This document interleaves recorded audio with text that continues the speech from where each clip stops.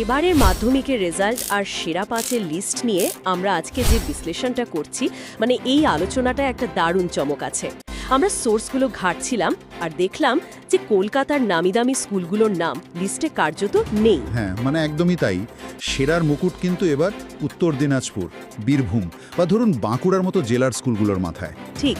আর আমাদের লক্ষ্য শুধু কে কত পেল তা জানা নয়, এই যে একটা নীরব বিপ্লব হচ্ছে, মানে মেধার এই ভৌগোলিক মানচিত্রটা যে পুরোপুরি বদলে গেল, সেটার পেছনের আসল কলকাঠিটা কে নাড়ছে সেটাই আমরা ডিকোড করব।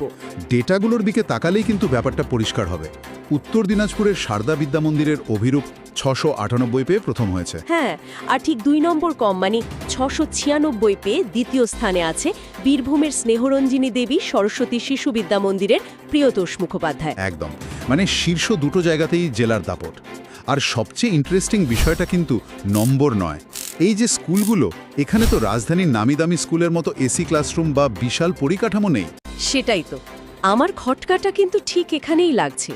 আমরা তো বরাবর শুনে এসেছি যে বড় শহরে পড়লে সুযোগ সুবিধে বেশি পাওয়া যায়। হ্যাঁ, ওই ভালো টিউটার বা কম্পিটিটিভ পরিবেশের কথা বলছেন তো? হ্যাঁ, মানে ওই আর কি। তাহলে এই যে একটা পরিকাঠামোগত বৈষম্য, এটাকে জেলার ছেলেমেয়েরা হারালো কিভাবে? শুধু কি দিনরাত বইয়ে মুখ গুজে পড়াশোনা করে? না না, শুধু মুখস্থ করে তো আর হয় না। এর পেছনে একটা বিশাল স্ট্র্যাটেজিক শিফট কাজ করছে। আসলে এক সময় বড় শহরের ওই ভালো কোচিং আর গাইডেন্স একটা টোল গেটের মতো কাজ করত। আচ্ছা। হ্যাঁ, যেটা জেলার ছাত্রছাত্রীরা পেত না। কিন্তু এখন ইন্টারনেট এসে ওই টোল গেটগুলো একেবারে ভেঙে দিয়েছে। বাপরে, এই টোল গেট ভাঙার বিষয়টা 3 থেকে 5 নম্বরের র্যাঙ্কের দিকে তাকালেই তো বোঝা যায়। ঠিক, মানে সেখানে প্রায় 14 জন গাদাগাদি করে আছে। 3 নম্বরে 695 পেয়ে আছে 3 জন, দক্ষিণ 24 পরগনার সৌরজানা, বাঁকুড়ার মৈনাক মণ্ডল আর পূর্ব মেদিনীপুরের অঙ্কু কুমার জানা। হ্যাঁ, আর চতুর্থ স্থানে 694 পেয়ে আছে 4 জন এবং পঞ্চম স্থানে 693 পেয়ে আছে মোট 7 জন।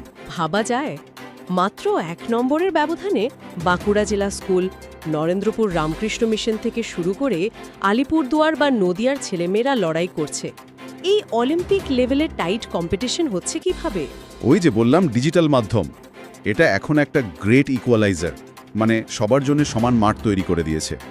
আজ থেকে 10 বছর আগেও তো একটা প্রত্যন্ত গ্রামের ছেলে জানতে পারতো না যে শহরের ফার্স্ট বয় কিভাবে মক টেস্ট দিচ্ছে।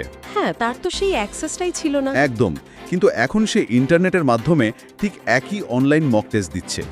রাজ্যের বাকিদের তুলনায় সে কোথায় দাঁড়িয়ে আছে সেটা পরীক্ষার হলে ঢোকার আগে নিখুঁতভাবে মেপে নিতে পারছে। কিন্তু এখানে একটা কাউন্টার আর্গুমেন্টও তো আছে। ইন্টারনেটের কথা যদি ধরেন, সেটা তো শহরের ছেলেমেয়েদের কাছেও আছে। হ্যাঁ, তা তো বটেই। তার ওপর তাদের কাছে এলিট প্রাইভেট টিউটর, বড় স্কুলের বিশাল সাপোর্ট সিস্টেম সব আছে। তাহলে জেলার ছেলেমেয়েরা এই বাড়তি সুবিধাকে টেক্কা দিচ্ছে কিভাবে? খুব ভালো পয়েন্ট তুলেছেন। আমাদের সোর্সগুলো বিশ্লেষণ করলে এখানেই ফোকাস আর রিসোর্স ইউটিলাইজেশনের পার্থক্যটা পরিষ্কার হয়ে যায়। রামকৃষ্ণ মিশন বা জেলার ভালো স্কুলগুলোতে একটা কড়া শৃঙ্খলায় থাকে, মানে নিয়মিত পড়াশোনার একটা ব্যাপার আছে। আচ্ছা। শহরের একজন স্টুডেন্ট হয়তো প্রচুর ইনফরমেশন আর গাদাগুচ্ছে টিউশনের চাপে ক্লান্ত হয়ে পড়ছে, যেটাকে আমরা ইনফরমেশন ওভারলোড বলি আর কি। হ্যাঁ, মানে ফোকাসটা নষ্ট হয়ে যাচ্ছে। ঠিক তাই। অন্যদিকে জেলার একজন ছাত্র ডিজিটাল মাধ্যম থেকে ঠিক ততটুকুই নিচ্ছে যতটুকু তার দরকার। ডিজিটাল প্ল্যাটফর্ম তাদের কাছে শুধু তথ্য খোঁজার জায়গা নয়, নিজেদের যাচাই করার মূল ময়দান। মানে ডিজিটাল এডুকেশন তাদের সামনে একটা অদৃশ্য আয়না ধরেছে বলতে পারেন, যেখানে তারা সেরাদের সাথে বেঞ্চমার্ক করে নিজেদের প্রস্তুত করতে পারছে। একদম। আর এই ফোকাসড অ্যাপ্রোচটাই শহরের বিশাল পরিকাঠামোর বিরুদ্ধে তাদের জিতিয়ে দিচ্ছে। এই ট্রেন্ডটাই প্রমাণ করে যে মেধার কোনো নির্দিষ্ট ভৌগোলিক সীমানা নেই। সত্যিই তাই। সুযোগের অভাবটা এখন আর কোনো অজুহাত হতে পারে না।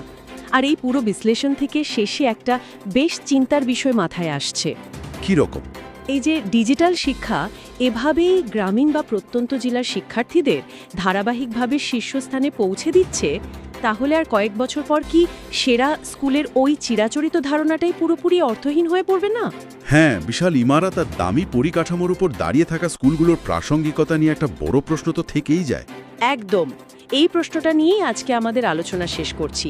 এটা কিন্তু এবার সত্যিই গভীরভাবে ভাবার সময় এসেছে।